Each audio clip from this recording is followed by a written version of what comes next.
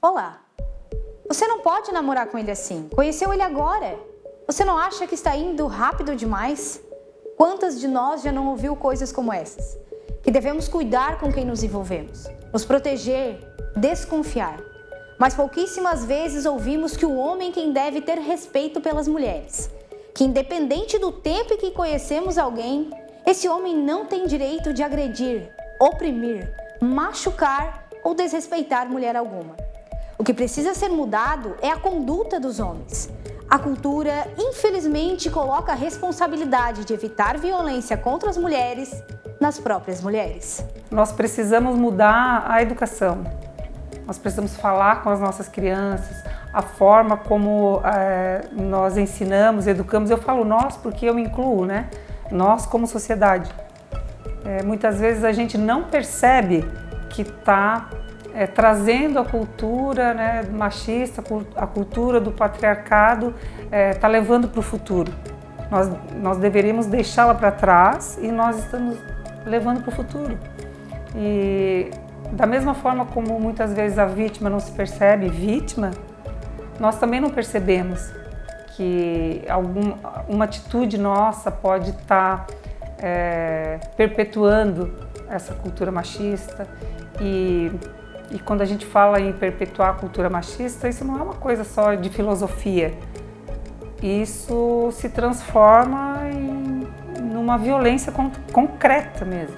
Eu sou Manuela Oliveira e hoje vamos contar a história da Carol, que queria ser advogada e teve os sonhos interrompidos aos 24 anos, quando foi arrancada de madrugada da casa onde morava com uma colega. O corpo dela e da outra moça foram encontrados no Rio Araranguá após 3 dias do desaparecimento. E o principal suspeito é o ex-namorado da Carol.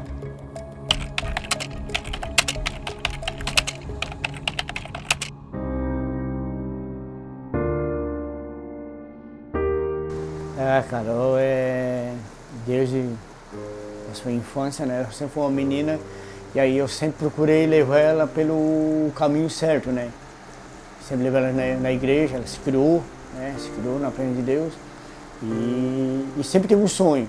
E ela sempre correu atrás dos objetivos dela, sempre ensinei isso, ao querer ter e buscar, né? Ela sempre teve sonhos. O sonho dela era fazer direito. E ela tinha feito um curso, né? Tinha feito uma prova. Nossa, um dia que nós estávamos tudo trabalhando junto, até na hora do almoço, nossa, ela deu um berro e um susto, que, nossa, eu quase engoli o garfo. Quase engoli o garfo, a minha esposa do lado, o que aconteceu? Pai, passei na prova, uma das melhores ela passou.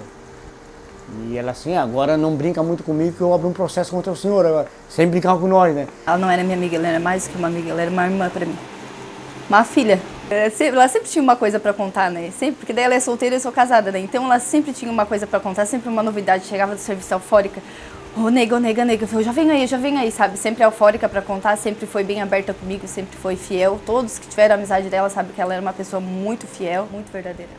Ela, se ela chegar assim, ô nega, não faz assim, tal, braba, explosiva assim, sabe? Mas quando ela não brigava comigo, disse pra ela, não vai brigar comigo hoje. E hoje não tem nem pra brigar e nem pra nada, só a saudade mesmo. Sim, ela foi casada com o Juliano, que é o pai das crianças, né? E trabalhou comigo também na pintura. Só que não deu certo, né? Não deu certo, ele seguiu. Teve 2. O Christopher, de 6 anos hoje, tem, né? E a menina Kiara, né?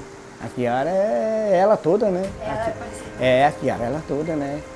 É inteligente, ela é esperta, ela é nossa. Aí sempre falava, e o sonho dela estava se realizando. O sonho dela era fazer direito para ajudar as pessoas. Que não podia, às vezes não podia ter condições, e ela disse, não, agora eu vou conseguir ajudar. E esse sonho foi interrompido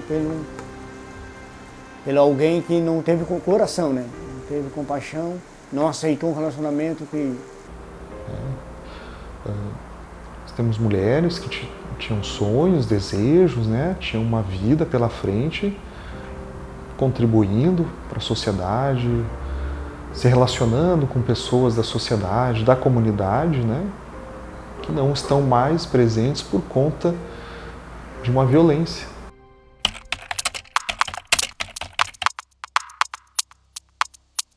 Não, quando eu cheguei na casa dela um dia, cheguei na casa dele, ele estava lá. Ele estava lá, daí Eu entrei, na verdade ele estava até escondido, né? Com medo de... daí eu abri a porta, aí ele estava assim, rapaz, o que foi? Ele disse, ah, não, nada, fiquei meio, assim, meio nervoso, falar alguma coisa, isso não tem nada, a minha filha maior de idade, ela sabe o que escolhe, né? Mas eu não fui muito com a cara dele também, nem minha esposa também foi, mas não é a gente que escolhe, né? É quando nós começamos a ouvir coisas de outros relacionamentos que ele teve. Que ele pegou uma namorada, que ele levou lá pro Morro Chato, lá na casa do vô dele, que ele agrediu, que ele espancou durante 2, 3 dias, que ele já teve outras namoradas, que ele espancou a própria mãe. Então, daí tu já veja que não é...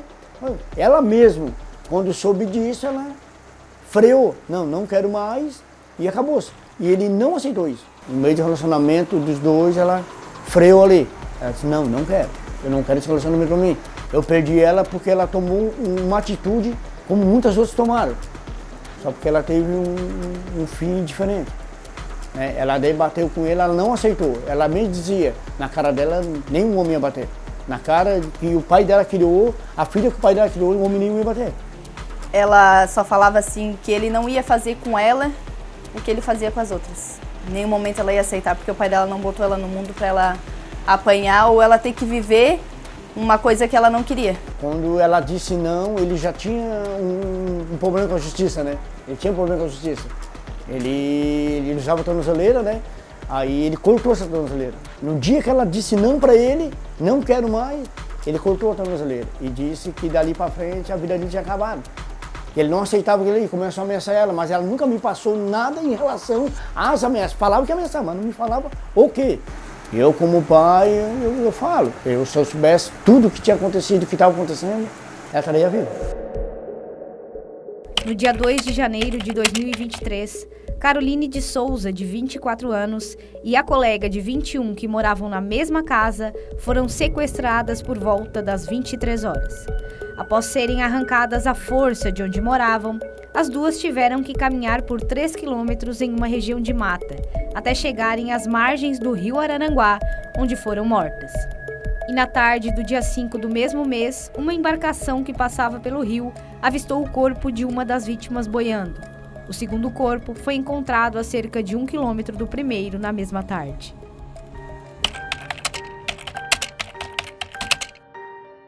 Quando ela se separou do marido dela, que é o pai das crianças, ela ficou com a casa. Ele deixou a casa para eles. E ela morava lá e ela ajudou uma jovem que estava lá na casa dela. No dia do desaparecimento, essa guria também foi, né? Foi junto. Quando aconteceu isso, nós estávamos no Ermo. O último dia que nós trabalhamos no Ermo, pintando o ginásio do Ermo.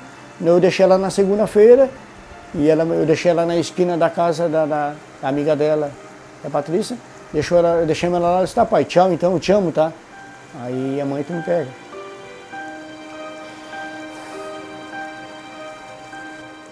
Chegamos na terça-feira, de manhã, como nós chegávamos todo dia, às 6h30, a buzinei e a porta não abriu. A porta não abriu, a buzinei de novo. Aí eu pedi pro meu enteado ir lá ver. Aí ele tentou abrir a porta fechada. Ele disse, Rogério, a porta está trancada, mas a televisão está ligada e o ventilador.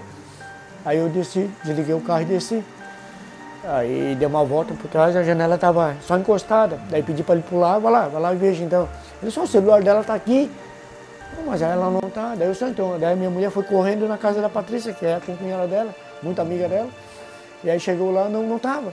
Aí a Patrícia olhou no celular, tinha uma mensagem dela, dizendo que perguntando para ela se tinha faltado luz naquele horário ali. Mas como a Patrícia também adormeceu cedo, não vi essa mensagem. Foi olhar de noite, no dia que aconteceu o ocorrido. Aí olhemos, o lençol estava rasgado, tinha uma faca em cima da pia, né? Aí o todinho estava no braço do sofá, a bolachinha que foi aberta e comido só uma. Não, no momento eu já encaixei todas as peças, coloquei e já coloquei ali. E ele era o autor que era o suspeito do desaparecimento dela. E não tinha outra pessoa, só ele. Teve ligações para mim, teve para minha esposa passou para mim, e tinha achado um corpo no rio, pelo lado de lá. Mas pelas as vestes, não era ela. Ao mesmo tempo que era uma alegria, assim, um alívio, mas não era, né? Porque ainda faltava encontrar ela. Aí eu fui até lá, eu e os meus sobrinhos estavam. Quando chegamos no pedágio, aí houve outra notícia, que tinha encontrado outro corpo. Aí esse corpo, daí ninguém estava me dizendo quem era e quem não era. Pra mim não era, né? A esperança Não, a minha esperança não era ela. Que não seria ela, né? A minha esperança era, como a gente ouvia que ele tinha pegado uma ex-namorada e ficou 2, 3 dias espancando, batendo, a minha esperança era essa. De encontrar ela viva, machucada, mas viva. Porque um dente quebrado, a gente conserta, um cabelo cortado e cresce. Mas ela perdeu a vida. Ele tirou a vida dela, o mais precioso foi a vida dela. Ele não pensou, porque como ele teve um relacionamento com a minha filha de pouco tempo, de um mês do lado dele, ele viu que ela tinha 2 crianças. Ele viu que dependia 2 crianças dela. Ele viu que dependia um pai dela, do amor incondicional. Ele sabia que tinha alguém que amava ela. Se ele não amasse ela, mas tinha gente que amava ela. E tinha 2 crianças que dependiam dela muito. E que fala. Tanto que quando eles vêm na minha casa, que eles viram a foto, um menino de 6 anos começou a chorar. No dia 12 de janeiro, o ex-namorado de Carol, suspeito pelo crime, foi preso. Mas cerca de um mês depois, o rapaz de 26 anos foge do presídio regional de Araranguá. Segundo a polícia, ele teria feito um buraco na parede da cela onde estava.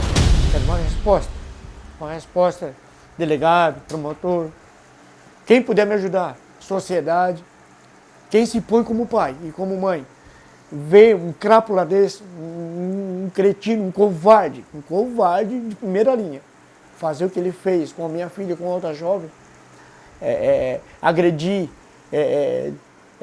passar a faca no pescoço e jogar viva dentro do rio. Uma guria que pesava 48 quilos, amarrar e amordaçar, ele é um covarde. Porque eu não entendo mesmo como que uma pessoa pode ficar 1 mês e 6 dias preso, cavar um buraco, sair de um lugar onde ninguém viu e simplesmente sumiu. E eu tive cara a cara com um outro comparsa dele. Mas como era recém terça-feira, mas ele já tinha matado na segunda para terça. E nós encontramos ele terça-feira, 10 horas da manhã. Então nós não sonhava em nenhum momento que ela já estaria morta. Porque as coisas dela, eu trouxe para mim.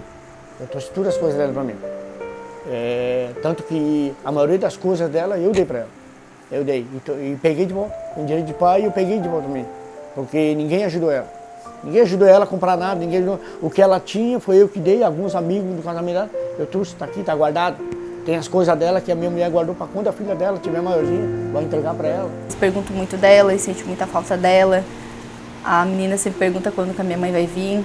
Quando a menina chega aqui, ela veja, da minha mãe, tá fazendo o que aqui? Quando eu trabalho, eu sempre espero que ela chegue e diz, ô pai, o que está faltando fazer?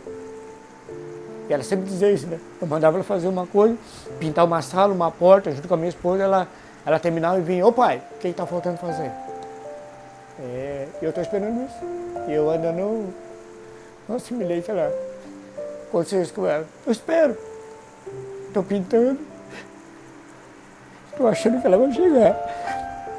Dá um abraço, até brigar comigo. E às vezes eu cobrava dela a perfeição na pintura, porque é uma coisa que a gente, querendo ou não, tem que haver uma perfeição. Eu cobrava muito dela isso. E ela aprendeu. Uma coisa que ela aprendeu foi a pintar e pintar bem. Sua partida prematura é uma triste lembrança de que, apesar dos avanços da luta contra a violência de gênero, ainda há muito trabalho a ser feito para proteger a vida e a dignidade das mulheres. Você, Carol, era uma pessoa preciosa, com sonhos, desejos e esperanças. Sua vida tinha um valor inestimável e ninguém tinha o direito de tirá-la de você.